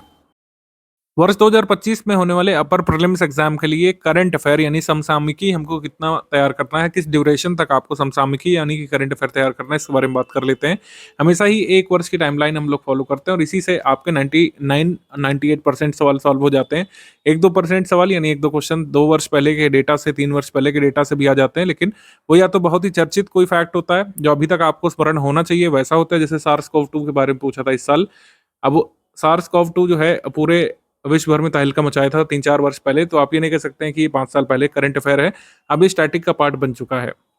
बहुत ही पुराना डेटा कई बार पूछ लेते हैं, 2.5 वर्ष पहले का, ठीक है, 3 वर्ष पहले का या 1.5 वर्ष पहले का, उसके लिए आप कुछ नहीं कर सकते, उस क्वेश्चन को फिर छोड़ ही देना समझदारी है। ऐसे क्वेश्चन 1, 2, 3 से ज़्यादा नहीं होते हैं। करंट अफेयर 98-99% एक वर्ष पूर्व की टाइमलाइन से कवर हो जाया करता है। पीवाईक्यू की सब्जेक्ट वाइज एनालिसिस की जो रिपोर्ट हमारी टीम ने बनाई है, उसमें आप देख सकते हैं 30 क्वेश्चन करीब आते ही हैं करंट अफेयर के, 28 से 30, कई बार 33 तक 35 तक भी सवाल आ जाते हैं करंट अफेयर से। इकोनॉमिक करंट अफेयर अगर हम इससे निकाल दें तो 30, 32, 35 तक जितने भी सवाल आ जाएंगे, 98% सवाल, यानी कि अगर 30 आएंगे तो 29 सवाल, 28 सवाल एक वर्ष की अवधि के भीतर के ही होते हैं। तो करंट अफेयर हमें अक्टूबर 2024 से लेकर सितंबर 2025 तक हमको कवर करना पड़ेगा। एक वर्ष की अवधि हम इस तरीके से कवर कर लेंगे। इसी तरीके से आपको करंट अफेयर नेशनल इंटरनेशनल वाला कवर करना पड़ेगा। उत्तर प्रदेश का करंट अफेयर जितना भी जरूरी है वो आपको ग्रुप में शुरुआत से दे दिया गया है और आगे हर मंथ अपडेट होकर के मिलता रहेगा। तो इस तरीके से प्रीलिम्स 2025 का करंट अफेयर आपको तैयार करना है। हम यहाँ पर मंथली पीडीएफ की बात कर रहे हैं। जब हम मंथ बात करते हैं तो इसका मतलब है मंथली पीडीएफ के बारे में बात कर रहे हैं, यानी कि आपको अक्टूबर 2024 से शुरू करते हुए मंथली करंट अफेयर सितंबर 2025 तक कंप्लीट करना होगा। कई बार हमारे इंस्टीट्यूट के बहुत जेन्युइन एफर्ट्स को भी क्वेश्चन किया गया है और उनमें से एक है कि क्या 9-10 हज़ार सवाल लगाना जरूरी है 150 क्वेश्चंस वाले स्टेट पीसीएस के पेपर को करने के लिए यूपीपीएससी में। तो मैं आपको बता दूं, जिस हिसाब से पेपर आ रहे हैं, चाहे आप पेपर ले लीजिए 2024 वाला या फिर इससे पहले जो कैंसल्ड पेपर है आरओ वाला, इन दोनों को आप लोग देख लीजिए, बिना 9-10 हज़ार सवाल लगाए, क्योंकि सिलेबस बड़ा है इस वजह से 9-10 हज़ार, कोई हमको नंबर नहीं अचीव करना है, यहाँ पर क्वांटिटी से मतलब ही नहीं है। जिस हिसाब से पेपर आ रहा है उसकी डिमांड को पूरा करने के लिए, हमको कट ऑफ निकालने की डिमांड को पूरा करने के लिए 9 से 10 हज़ार क्वेश्चन लगाने ही पड़ेंगे, क्योंकि बड़ा सिलेबस है। छोटा सिलेबस होता तो 2-3 हज़ार क्वेश्चन से भी काम हो जाता। अब जैसे ल्यूपिक्स मिशन से ये 2 स्टेटमेंट वाला प्रश्न पूछा गया था, इसमें कई सारे लोग कंफ्यूज हुए हैं और उन लोगों ने जो है गलत किया है इसको। ज्यादातर लोगों ने इस प्रश्न को डी लगाया था और काफी सारे लोग हताश भी हुए थे। इसको ध्यान से पढ़ने के बाद आपको आते हुए प्रश्न गलत होते हुए देखने को मिलेंगे, कई सारे, एक नहीं कई सारे प्रश्न आपको लगेगा एग्जाम हॉल में बाहर आने पर कि ये तो मैंने गलत कर दिया जबकि मैं इसको सही कर सकता था। ऐसे में आप बेवकूफ हैं, ऐसा कुछ नहीं है। आपने प्रैक्टिस कम करी है। जब आप प्रैक्टिस कम करते हैं, ऐसी चीजों में मिस करते हैं, आयोग बनाता ही ऐसा पेपर है कि प्रैक्टिस ना करने वाले लोग जो है छट जाएं, उनके क्वेश्चन गलत हों। आप डायरेक्टली जो है संवाद कर रहे होते हैं एक तरीके से पेपर को अटेम्प्ट करते समय एग्जाम बोर्ड से, ठीक है, वो एक्चुअली होता नहीं है, मतलब आयोग का बोर्ड आपके सामने नहीं है, उनका बनाया हुआ क्वेश्चन पेपर आपके सामने है, वो आपका पूरा टेस्ट वहां पे कर लेते हैं। लूनर पोलर एक्सप्लोरेशन मिशन जो है ल्यूपेक्स मिशन चर्चा में था, सबने पढ़ाया भी इसको, सब बढ़िया रहा इसमें। भारत जापान के बीच ये संयुक्त चंद्र मिशन था, ये सबने पढ़ाया। लेकिन ज्यादातर इंस्टीट्यूट्स ने पहली बात तो ये फैक्ट मिस किया कि लैंडर कौन डेवलप कर रहा है, रोवर कौन डेवलप कर रहा है। हमने इसको पूरा पढ़ाया था, लेकिन कई हमारे छात्र भी इसको गलत करके आए जो लोग प्रैक्टिस नहीं किए थे। जब आप प्रैक्टिस नहीं करते हैं तो आप जो है पूरे स्टेटमेंट को ध्यान से पढ़ने का मन नहीं बनाते हैं, आप इसकी तैयारी में ही नहीं होते हैं। कुछ लोगों ने इसको देखा कि अच्छा हाँ जाक्सा शामिल है, लैंडर है, रोवर है, इसरो है, जाक्सा है, तो इसको सही कर दिया, जबकि गलत है। इसमें ध्यान से पढ़िए, लैंडर विकसित करने के लिए जाक्सा जिम्मेदार है, ये रॉन्ग स्टेटमेंट है। लैंडर तो इसरो को बनाना है, रोवर डेवलप करना है जाक्सा को, जापान स्पेस एक्सप्लोरेशन एजेंसी को जो है बनाना है, ठीक है, रोवर, ठीक है। लैंडर किसको डेवलप करना है, इसरो को डेवलप करना है, यहाँ पे उल्टा लिखा हुआ है, तो इस वजह से ये स्टेटमेंट जो है रॉन्ग हो जाता है। आंसर यहाँ पर सी होगा। ये जिन लोगों ने प्रैक्टिस की है उनका नहीं गलत हुआ था, जिन लोगों ने प्रैक्टिस नहीं की उनका ये सवाल गलत हुआ। कई बार ऐसा हुआ है कि स्टडी फॉर सिविल सर्विसेज ने कई सारे क्विज क्वेश्चन पूछे, ठीक है। कई बार ऐसे क्वेश्चन हमको देखने को मिले हैं कि हमने जो है 4 सवाल पूछे आपसे पेड क्विज ग्रुप में, उन 4 को मिलाकर के एक प्रश्न आपके सामने एग्जाम में आ गया। ऐसा ही एक प्रश्न ये था। इसमें east Indian association, national Indian association, Indian society, Indian association, इनको हमने प्रैक्टिस कराया कई बार। अब इनको क्रोनोलॉजी में लगाने के लिए पूछ लिया। तो जब तक आपने प्रैक्टिस नहीं करी थी, आप यहाँ पे फंस जाते। आपको इंडिविजुअली पूछा जाता तो हो सकता है आप ऑप्शन सेलिब्रेट कर लेते, लेकिन जब इस तरीके का प्रश्न आता है तो प्रैक्टिस का बहुत महत्व बढ़ जाता है।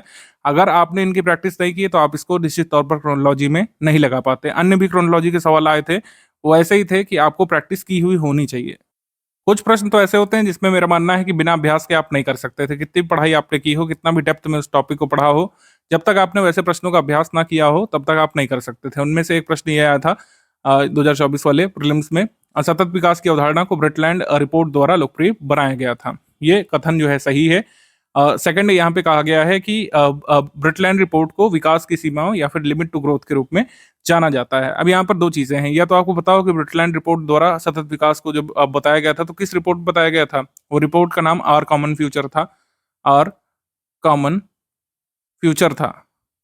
या तो ये फैक्ट आपको पता होता, तब आप इसको एलिब्रेट कर लेते, या तो आपको ये पता होता कि लिमिट टू ग्रोथ रिपोर्ट जो है, ये जो है ब्रिटलैंड रिपोर्ट नहीं थी, ये एक्चुअली अलग रिपोर्ट थी, 1972 में आई थी, और ये क्लब ऑफ रोम की रिपोर्ट थी। क्लब ऑफ रोम, ठीक। तो इस तरीके से आप कर सकते थे इसको, अगर दोनों में से कोई एक तथ्य आपको पता होता। और इन सभी तथ्यों की प्रैक्टिस हमारी पेड क्विज में कराई गई थी, हमारी टेस्ट सीरीज में कई बार इनसे क्वेश्चन पूछा गया। ऐसे ही माल्थुसियन थ्योरी वाला, जिसने अच्छे से समझा होगा, माल्थुसियन थ्योरी पर हमने बकायदा एक वीडियो दिया था पेड क्विज ग्रुप में, जिससे क्वेश्चन आया। ग्लोबल साउथ, ग्लोबल नॉर्थ का कंसेप्ट बताते हुए मैंने एक वीडियो दिया था क्विज ग्रुप में, जिसमें डायरेक्टली क्वेश्चन आया। मैंने पूरा उसमें मैप से समझाया था कि ग्लोबल नॉर्थ कौन सा है, ग्लोबल साउथ कौन सा है, ऑस्ट्रेलिया और इंग्लैंड को ग्लोबल नॉर्थ मानेंगे या फिर ग्लोबल साउथ मानेंगे, सब उसमें बताया आपको। कुछ सवालों में एलिमिनेशन मेथड वर्क कर जाता है, लेकिन एलिमिनेशन करने के लिए भी आपको प्रैक्टिस होनी चाहिए। इब नदी घाटी जो है ये कहाँ पड़ेगी? इब नदी महानदी की सहायक नदी है, तो जाहिर सी बात है ओडिशा में पड़ेगी। अगर इतना भी यहाँ पर कंसेप्ट आपका क्लियर हो गया होता तो आप इसमें एलिमिनेट कर ले जाते। ठीक, हमारा आंसर क्या हो जाएगा इसमें? हमारा आंसर इसमें हो जाएगा सी। बाकी सारे एलिमिनेट हो गए होते अगर आपको पता होता कि इब नदी घाटी जो है ये आपको ओडिशा में देखने को मिलेगी। हमारे स्टडी मटेरियल में भी ऐसा नहीं कि सारे तथ्य नहीं मिलेंगे, लेकिन वही मैंने कहा कि जब तक प्रैक्टिस नहीं होती है, चाहे आपने कितनी बार उसको सही पढ़ा हो, गलत करने की संभावना हमेशा बनी रहती है। क्योंकि आयोग आप देख रहे हैं किस तरीके से इन क्वेश्चन को ऊपर नीचे इन ऑप्शंस को ऊपर नीचे कर रहा है। पहले क्या होता था कि पहले ये होता था कि ए और आर दोनों सही है, आर ए की सही व्याख्या कर रहा है, वो ए में दिया रहता था, लेकिन इसको कहीं पर बी में दे दे रहे हैं, कहीं पर डी में दे दे रहे हैं, कहीं पर सी में दे दे रहे हैं, तो इससे आप कंफ्यूज होते ही हैं। तो आयोग आपसे एक कदम आगे रहना चाहता है, लेकिन आपको प्रिपरेशन के दौरान स्टडी फॉर सिविल सर्विस के साथ जुड़ करके आयोग से एक कदम आगे रहना है। तभी जो है आप जो है एक्सेल कर सकते हैं और सुनिश्चित कर सकते हैं अपना कट ऑफ निकालना। अब करंट अफेयर वगैरह की बात हो गई, अब बात कर ले रहे हैं स्टैटिक में कैसे शुरुआत करें, क्योंकि अभी हमारा जो सिलेक्शन मटेरियल है वो तो आपको दिया नहीं गया है, वो तो थर्ड स्टेज में दिया जाएगा। तब तक आप क्या करें इसके बारे में बात कर लेते हैं। सबसे पहले हिस्ट्री में कुछ बेसिक बुक्स हैं और ये हमेशा ही रेलिवेंट रहेंगी, भले ही इनसे बहुत ही कम क्वेश्चन आने लग रहे हैं, लेकिन ये रेलिवेंट रहेगी आपकी शुरुआत के लिए। कई सारे लोग जो बेसिक से शुरू करते हैं वो इधर उधर की चीजें पढ़ करके मिसगाइड हो जाते हैं, उनके फैक्ट क्लियर ही नहीं हो पाते अंत तक। तो बेसिक बुक जरूर पढ़िए, आपकी क्रोनोलॉजी एक बार स्पष्ट होगी, उसके बाद जितने भी फैक्ट जो जरूरी होंगे एग्जाम के लिए वो हम आपके स्टडी मटेरियल में तो शामिल करेंगे ही। आगे क्या पढ़ना है हिस्ट्री के लिए? हिस्ट्री के लिए जो है बेसिक बुक की रीडिंग करनी है। बेसिक बुक आपको जो पढ़नी है वो दी गई है हिंदी और इंग्लिश में अलग अलग आपके पेड ग्रुप में ही। बेसिकली आर एस शर्मा वाली किताब है, सतीश चंद्रा वाली किताब है, स्पेक्ट्रम वाली बुक है। स्पेक्ट्रम की जगह हम लोग बिपिन चंद्रा देते हैं क्योंकि स्पेक्ट्रम थोड़ी ज्यादा बड़ी है और उसमें जो तथ्य हैं वो हम ऑलरेडी शामिल कर लेते हैं सिलेक्शन मटेरियल में। तो जो एनसीईआरटी की बेसिक किताब है बस वही उसी की एक रीडिंग रिकमेंडेड है इसमें। बुक को समझने में जिन लोगों को प्रॉब्लम होती है वो स्टडी फॉर सिविल सर्विसेज का यूट्यूब में पापा वीडियो देख सकते हैं। एंशिएंट का, मेडिवल का, मॉडर्न का अलग अलग बना हुआ है, उसकी पीपीटी देखने की जरूरत नहीं है, सिर्फ उसमें जो ऑडियो बताया जा रहा है उसको सुनिए और बेसिक बुक से कंप्लीट कर लीजिए एक बार। ये आगे तक आपको राहत देगा और जो आप मेंस का स्टडी मटेरियल वगैरह पढ़ने जाएंगे तो आपको ऐसा नहीं लगेगा कि एकदम सब नया नया है। बेसिक बुक से डायरेक्टली सवाल नहीं आ रहे हैं आजकल प्रीलिम्स में, लेकिन ऐसा नहीं है कि इसका रिलेवेंस बिल्कुल खत्म हो गया है। आपको शुरुआत बेसिक बुक से ही करना चाहिए। बेसिक बुक जो जो पढ़नी है वो ग्रुप में दे दी गई है और सिर्फ उसी पर रिलाई करना है। पॉलिटिकली सिर्फ एक बुक है लक्ष्मीकांत वाली, उससे आप पढ़िए और उसको पढ़ने के लिए आप जो है स्टडी फॉर सर्विसेज की प्लेलिस्ट की सहायता ले सकते हैं। सारे चैप्टर्स नहीं पढ़ना है, जितने भी चैप्टर्स आपके फर्स्ट स्टेज में हो पाए 35 से 55 दिवस के बीच वो आप कंप्लीट कर लीजिए। बाकी जो स्टडी मटेरियल मिलेगा लिस्ट और कंपाइलेशन पीडीएफ उससे आपका कंप्लीट हो जाएगा। ज्योग्राफी के लिए एनसीईआरटी का महत्व अभी भी है, कई सारे क्वेश्चन अभी भी आते हैं। ठीक है, और डायरेक्टली नहीं भी आते हैं तब भी आपको बेसिक कंसेप्ट एनसीईआरटी से ही मजबूत करने होते हैं ज्योग्राफी के, जिससे आगे जो फैक्ट होंगे वर्ल्ड ज्योग्राफी वगैरह के या फिर फिजिकल ज्योग्राफी के, ह्यूमन ज्योग्राफी के, तभी क्लियर हो पाएंगे जब आपने बेसिक पढ़ा हो। तो एनसीईआरटी क्लास 6 से लेकर 12th की बुक्स हैं। स्टडी फॉर सिविल सर्विसेज की एनसीईआरटी का यूट्यूब वीडियोस का जो प्लेलिस्ट है उसकी सहायता ली जा सकती है इसमें। इसके वीडियो देखते हुए आप बुक पढ़ सकते हैं। बुक के सारे फैक्ट रेलिवेंट नहीं है, खाली कॉन्सेप्ट पर फोकस करिएगा, डेफिनेशंस पर फोकस करिएगा। लेटेस्ट अपडेट आपको आगे की स्टडी मटेरियल में मिलेगा, और जो भी ये होता है करंट अफेयर में तो मिल ही जाता है। कोई ज्योग्राफिकल करंट अफेयर है, कोई नदी चर्चा में है, कोई नदी सूख रही है, कोई ग्लेशियर सूख रहा है, या फिर कोई लैंडस्लाइड आ रही है, या फिर भूकंप आ रहा है, उसके बारे में तो करंट अफेयर में बताते ही रहते हैं। एनसीईआरटी में सिर्फ बेसिक डेफिनेशंस वगैरह वाला पार्ट देखना है। लेटेस्ट रिपोर्ट वगैरह हम सब करंट अफेयर में अपडेट करते ही है। ठीक, तो जो बेसिक बुक पढ़नी है वो आपको ग्रुप में दे दी गई है। ये BPSCL ऐसे करके कोड दिया हुआ है। बेसिक बुक का मतलब हो गया बी, ठीक है, पापा वीडियो मतलब पी, ठीक है। स्टडी फॉर सिविल सर्विस की समरी हो गई, फिर कंपाइलेशन लिस्टिंग। सीएल जो है ये सबसे लास्ट में मिलेगा, थर्ड स्टेज ऑफ प्रिपरेशन में, इसके लिए वेट करना पड़ेगा। तब तक आप बीपीएस जितना हो सकता है मजबूत करते हुए चल सकते हैं, और फिर सेकंड स्टेज में इतना कंप्लीट करने के बाद मेंस का स्टडी मटेरियल पढ़ना शुरू कर सकते हैं। पॉलिटी के लिए मैंने आपको बता दिया, सिर्फ और सिर्फ लक्ष्मीकांत की किताब और स्टडी फॉर सिविल सर्विस की प्लेलिस्ट इसको कर लीजिएगा। बाकी कुछ क्वेश्चंस दिए जाएंगे प्रैक्टिस के लिए, उनको देख लीजिएगा। तब तक साइंस के लिए बेसिक साइंस का पापा वीडियो हमने बनाया है, इसकी पीडीएफ हमने दे दी है ग्रुप में। जिन लोगों को वीडियो से देखना पसंद है वो डेली जो 1 घंटा कंप्लीट करेंगे तब भी कंप्लीट कर लेंगे फर्स्ट स्टेज में। और अगर पीडीएफ से आपको पढ़ना सुकर लग रहा है तो पीडीएफ से आप पढ़िए, ठीक है। एनसीईआरटी के क्वेश्चन हमने टॉप 600 दे दिए प्रैक्टिस के लिए। ये समरी पढ़ने के बाद जो है प्रैक्टिस कर लीजिए क्वेश्चन से, काफ़ी अच्छी अंडरस्टैंडिंग आपकी साइंस की बन जाएगी। बाकी आगे जो फैक्चुअल जानकारी है वो हम कंपाइलेशन लिस्टिंग जो अब 6th एडिशन आएगी उसमें आपको मिलेगा। इन्वायरमेंट के बेसिक कंसेप्ट के लिए स्टडी फॉर सिविल सर्विस की समरी और टॉप 400 क्वेश्चंस फिलहाल के लिए दिए गए हैं। लेटेस्ट कुछ अपडेट्स आते हैं इन्वायरमेंट में, जैसे 57 टाइगर रिजर्व इंडिया का आ चुका है दिसंबर में, 58 भी जल्द आने वाला है, ठीक है।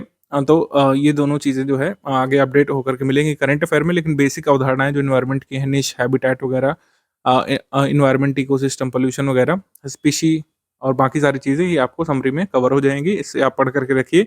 इसके जो अपडेट्स हैं और जो स्टैटिक वाली जानकारी है, जो लिस्टिंग वाली जानकारी है, वो आगे मिल जाएगी।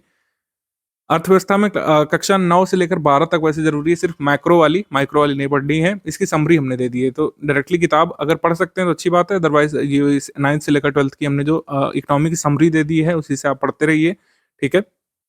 टॉप 200 इकोनॉमी के क्वेश्चंस की पीडीएफ फिलहाल दे दी गई, उससे प्रैक्टिस कर सकते हैं। इकोनॉमी में बजट, इकोनॉमिक सर्वे सब आता है। अब तुरंत आप लोग लिखेंगे इस साल तो नहीं आया है, लेकिन ऐसा जरूरी नहीं कि अगले साल भी नहीं आएगा। अगले साल हमको क्वेश्चंस देखने को मिल सकते हैं निश्चित तौर पर। एक साल छोड़ करके एक साल आता रहा है ये, तो जो है budget, economic survey, UP budget, union budget, ये सब मिलेगा 2025 वाला। 2025-26 फाइनेंशियल ईयर के हिसाब से वो सारे नोट्स ग्रुप में साझा किए जाएंगे। तब तक आपको जो ये इकोनॉमी की समरी दी है इसको ध्यान से पढ़ते रहिए। इसमें कोई आपका डाउट है आप डिस्कशन ग्रुप में डाल सकते हैं।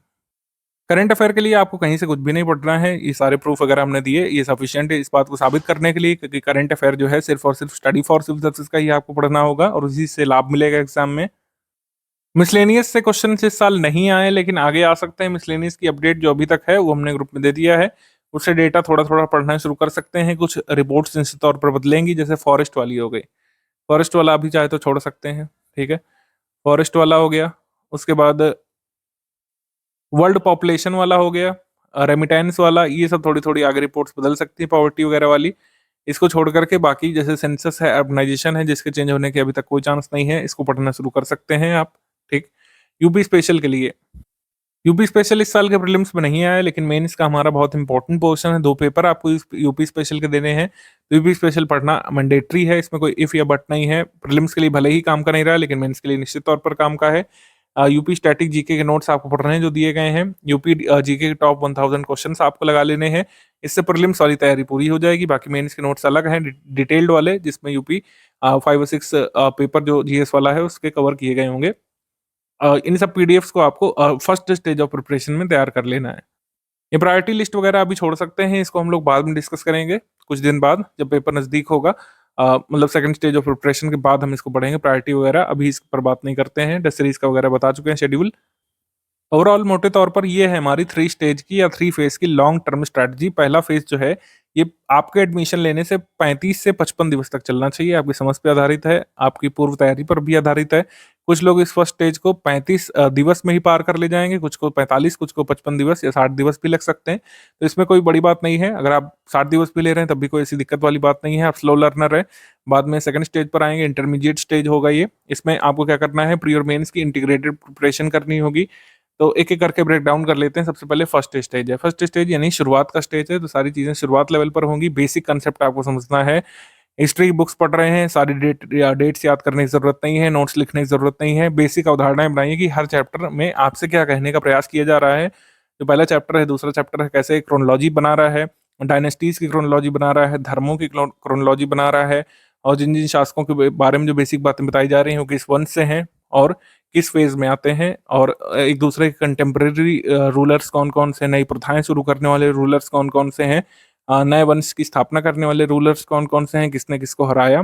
ये सब बेसिक बातें पढ़ना है, सारी चीज़ें याद करने की जरूरत नहीं है। ऐसे ही ज्योग्राफी में बेसिक डेफिनेशंस जो हैं, बहुत ही बेसिक डेफिनेशंस, लैंड की डेफिनेशन, ठीक है, टेरेस्ट्रियल एनवायरनमेंट की डेफिनेशंस इन्वायरमेंट में, ठीक है, फिजिकल एनवायरनमेंट की डेफिनेशंस हो गई। ह्यूमन ज्योग्राफी में बेसिक कॉन्सेप्ट पॉपुलेशन की थ्योरीज वगैरह हो गई। ये सब समझते हुए चलना है। लेटेस्ट रिपोर्ट जैसे पॉवर्टी वगैरह की है, कोई चिंता वाली बात नहीं है, सारी चीज़ें स्टडी फॉर सिविल सर्विसेज आपको प्रोवाइड कराएगा आगे। लेकिन अभी बेसिक कंसेप्ट जो है, जैसे पॉवर्टी है क्या एक्चुअली, कितने प्रकार की होती है, पॉवर्टी की डेफिनेशन क्या है, ठीक है, अर्बनाइजेशन की डेफिनेशन क्या है, ठीक है, अर्बनाइजेशन की कॉन्सेप्ट क्या क्या है, किसी सिटी को आप अर्बन कैसे मानेंगे, ठीक है, डेवलपमेंट पॉपुलेशन का कैसे कैसे होता है, ठीक है, ह्यूमन डेवलपमेंट इंडेक्स में कितने पैरामीटर्स होते हैं, बेसिक बेसिक बातें ये आपको पढ़ते हुए चलना है। पीवाईक्यू देखने की शुरुआत की जा सकती है बिल्कुल, लेकिन अभी एकदम से डे 1 से नहीं करिएगा, नहीं तो मैंने कई लोगों को देखा है शुरुआत पीवाईक्यूज करते हैं, महीने तक पीवाईक्यू में ही अटके चले जाते हैं। ऐसा नहीं करना है। पीवाईक्यू आप एडमिशन लेने के 10 से 15 दिवस बाद देखना शुरू कर सकते हैं, और शुरुआत में सेक्शन वाइज जो है देखने की कोशिश करिएगा, ईयर वाइज नहीं देखिएगा। मतलब एक एक पेपर देखने की अपेक्षा एक एक सेक्शन उठा करके देखिएगा। हिस्ट्री पढ़ रहे हैं, हिस्ट्री की पीवाईक्यू देखिए, ज्योग्राफी पढ़ रहे हैं, ज्योग्राफी की पीवाईक्यू देखिए, इकोनॉमी पढ़ रहे हैं, इकोनॉमी की पीवाईक्यू देखना शुरू कर सकते हैं। अपना रीडिंग स्किल सेट आपको मजबूत करना है, उसको अपग्रेड करना है। समस्या हो तुरंत डाउट क्लियरेंस में पूछिए। आपको एक एक चैप्टर को जल्दी जल्दी पढ़ना शुरू करना है। शुरुआत में देर हो सकती है, लेकिन इसमें स्पीड बढ़ानी पड़ेगी। रीडिंग स्किल और बाकी चीज़ों से संबंधित इस बार ऑडियो मैसेज और वीडियो मैसेज भी देना हम लोग शुरू करेंगे। हमारा नया इनिशिएटिव है। बेसिक बुक वाले फेज में कैसे पढ़ना है, कैसे रिटेन करना है, कैसे नोट्स लिए जा सकते हैं, इसके वीडियो अभी आपको लगातार मिलते रहेंगे आपके पेड ग्रुप में। सेकंड स्टेज ऑफ प्रिपरेशन पे आ जाते हैं, जिसमें इंटरमीडिएट लेवल की आपको तैयारी करनी है, मध्य लेवल की। इसका मतलब ये है कि जितना हमने प्री वाला बताया, फर्स्ट स्टेज वाला, ये आपका कंप्लीट हो चुका हो। प्री वाला ये कंप्लीट करने के बाद आप उस स्टेज में आ चुके होंगे जिसमें फिर मेंस का स्टडी मटेरियल आप पढ़ना शुरू कर सकते हैं। GS1 से लेकर GS6 तक का जो भी स्टडी मटेरियल मेंस के काम का है, मेंस ग्रुप में एडमिशन लेकर के आप उसको पढ़ना शुरू कर सकते हैं। ठीक है, एसी की भी आधारभूत जानकारी इकट्ठा कर सकते हैं। GS5-6 का जो स्टडी मटेरियल है काफी बड़ा है, उसको पढ़ना शुरू कर सकते हैं, जिससे एक बार प्रीलिम्स ओवर होने के बाद आपके पास सफिशिएंट चांस रहे मेंस लिखने का और मेंस में अच्छा परफॉर्म करने का भी। बेसिक बुक कंप्लीट होने के बाद जो आपके सेक्शनल टेस्ट शुरू हो जाएंगे और लगातार पेड क्विज आप लगाना शुरू कर सकते हैं। करंट अफेयर जो आपको मंथली मिलने लगेगा, मंथली वाला तैयार करते हुए चलिएगा। सेकंड स्टेज ऑफ प्रिपरेशन जो है, सबसे लंबा जो टाइम गैप है वो इसी में मिलेगा, शुरू के 35 से 55 दिवस के बाद, और एग्जाम से करीब जो है 80 से 90 दिवस के पहले का जो फेज है, यानी अभी एडमिशन लेने से 50-55 दिवस के बाद का जो फेज है, एग्जाम से जस्ट 3 महीने पहले का, उसमें इंटरमीडिएट स्टेज है। तो ये काफी लंबा आपका फेज चलेगा, 4-5 महीने का। तो 4-5 महीने का गैप इतना सफिशिएंट है कि मेंस का पूरा स्टडी मटेरियल पढ़ा जा सकता है थॉरोली, और पूरी अवधारणाएं मजबूत की जा सकती है, हिंदी और एसे तक की। ठीक है, हिंदी, एसे और GS1 से लेकर 6 तक का पूरा स्टडी मटेरियल आप पढ़ सकते हैं हमारे मेंस वाले ग्रुप में एडमिशन लेकर के। और जिन लोगों को लगता है कि वो पढ़ चुके हैं तब भी आपके पास टाइम बच रहा है, तो आप आंसर राइटिंग का भी कोर्स ले सकते हैं 1-2 महीने का, तो आंसर राइटिंग भी अपनी मजबूत कर सकते हैं। थर्ड और फाइनल स्टेज ऑफ प्रिपरेशन है आपका एंड गेम, प्रीलिम्स का एंड गेम, यानी प्रीलिम्स से जस्ट 70 से 90 दिवस का समय। प्रीलिम्स की एग्जाम डेट आ चुकी होगी, इंटरमीडिएट स्टेज के बाद हमें पता चल चुकी होगी, उसके बाद आपको टोटल प्रीलिम्स की प्रिपरेशन करनी पड़ेगी। प्रीलिम्स ओरिएंटेड स्टडी मटेरियल मिल चुका होगा आपको, जिसको हम लोग सिलेक्शन मटेरियल मानेंगे। स्टडी फॉर सिविल सर्विसेज का सारा प्रीलिम्स ओरिएंटेड मटेरियल आपको अपडेटेड मिल जाएगा 2025 के लिहाज से। पेड क्विज लगातार चल रही होगी। पेड क्विज में नंबर ऑफ क्वेश्चंस बढ़ा दिए गए होंगे। कंसेप्चुअल टफ क्वेश्चंस तब तक हम पूछ रहे होंगे आपसे। टेस्ट सीरीज आपको फुल लेंथ वाली मिलनी शुरू हो जाएगी। अदर कोई अपडेट्स जो आगे मिलते रहेंगे आपको, वो हम इसमें साझा करेंगे। तो इस तरीके से आपकी प्रिपरेशन कंक्लूड होगी। अभी आपको ये ओवरव्यू बताया है, इसमें जो भी एडिशंस होंगे या बारीक जानकारियां जो है आगे मिलती रहेंगी। जैसे जब सेकंड स्टेज आपका शुरू हो जाना चाहिए तब आपको वॉइस मैसेज वगैरह मिलेगा। फाइनल स्टेज जब शुरू होने जा रहा होगा तब आपको स्ट्रैटेजी और वॉइस मैसेज वगैरह मिलेगा। जो लोग भी फर्स्ट टाइम प्रीलिम्स अटेम्प्ट करेंगे 2025 वर्ष में, तो उनके लिए काफ़ी जानना ज़रूरी होता है कि कैसा कट ऑफ जाता रहा है पास्ट के पेपर्स में, पास्ट के ईयर्स में जो एग्जाम हुए हैं प्रीलिम्स के। जीएस पेपर 1 में कैसा कट ऑफ गया था यहाँ पे, जिसमें 150 क्वेश्चंस और 200 मार्क्स का पेपर होता है। तो आउट ऑफ 200 आपको कितने नंबर और आउट ऑफ 150 आपको कितने क्वेश्चंस चाहिए थे अपना कट ऑफ क्लियर करने के लिए जीएस पेपर 1 में और मेंस लिखने के लिए। अभी सब चीज़ें मैं बहुत महत्वपूर्ण नहीं मानता हूँ, क्योंकि जिस तरीके से हर बार ट्रेंड बदल जाता है, कभी इजी पेपर आता है, कभी मॉडरेट, कभी टफ, ये चीज़ हर साल बदल जाएगी, ये कंसिस्टेंट नहीं रहती। जैसे 2023 में पिछले 5-6 वर्षों का सबसे ज़्यादा कट ऑफ गया था, क्योंकि नंबर ऑफ पोस्ट कम थी और पेपर भी मॉडरेट टू इजी लेवल का आया था। तो 125 मार्क्स आपको चाहिए थे यूआर कैटेगरी के लिए 200 मार्क्स में से, और 150 क्वेश्चंस में से करीब आपको 94 सही क्वेश्चंस यहाँ पे चाहिए थे। लेकिन 2024 का कट ऑफ निश्चित तौर पर गिरेगा और पिछले 5-6 वर्षों का ऐतिहासिक सबसे कम कट ऑफ भी हो सकता है। इवन ये 2020 वाले कट ऑफ से भी कम जाने की उम्मीद इस बार बन रही है। सो ये वेरी करता है। तो पेपर कैसा आया होगा जिस दिन आप अटेम्प्ट करेंगे उस पर डिपेंड करेगा कट ऑफ कितना होना चाहिए। कट ऑफ टारगेट कितना करना है, हमेशा ही जो है आपको 65 प्लस जो है टारगेट करना होगा। 65 प्लस परसेंटेज की अगर हम बात कर रहे हैं, यानी कि आपको कम से कम जो है 95-100 क्वेश्चन का टारगेट पढ़ते समय लेकर के चलना है। स्टडी फॉर सिविल सर्विस की टेस्ट सीरीज में आपको करीब 95-100 क्वेश्चन सही करने का टारगेट रखना है, यानी करीब जो है 2/3 पेपर को आपको डिस्ट्रॉय करने का टारगेट रखना है कि 100 क्वेश्चन हमारे हर हाल में सही निकले। प्रिपरेशन के दौरान आपका ये टारगेट रहेगा। बाकी कई सारी चीज़ें हम आगे आपको अपडेट करते रहेंगे। आगे कुछ पेपर्स होंगे आरओ वगैरह के, हो सकता है सेकंड स्टेज ऑफ प्रिपरेशन तक जब आप पहुंचे तब तक हमको कट ऑफ देखने को मिल जाए। 2024 का भी कैसा रहता है, कट ऑफ बहुत ही कम रहता है, तो उसके हिसाब से आगे आपको टारगेट बताया जाएगा। अभी पढ़ाई के समय आपको 95-100 क्वेश्चन सही करने का टारगेट रखना चाहिए। अभी फर्स्ट स्टेज ऑफ प्रिपरेशन में मायने नहीं रखता है कि किस सब्जेक्ट से कितने सवाल आते हैं, सारे सब्जेक्ट आपके लिए महत्वपूर्ण है। लेकिन जानकारी के लिए आपको बता दिया जाए, हिस्ट्री से इस साल 24 सवाल आए थे और 2023 में भी 26 सवाल मतलब इस बार भी 26 सवाल आए थे 2024 में, और पिछले साल भी 26 प्रश्न आए थे। 2022 में भी 24 प्रश्न आए थे। हिस्ट्री बहुत इंपॉर्टेंट पोर्शन होता है प्रीलिम्स का। मेंस में जबकि इसका वेटेज थोड़ा कम हो जाता है।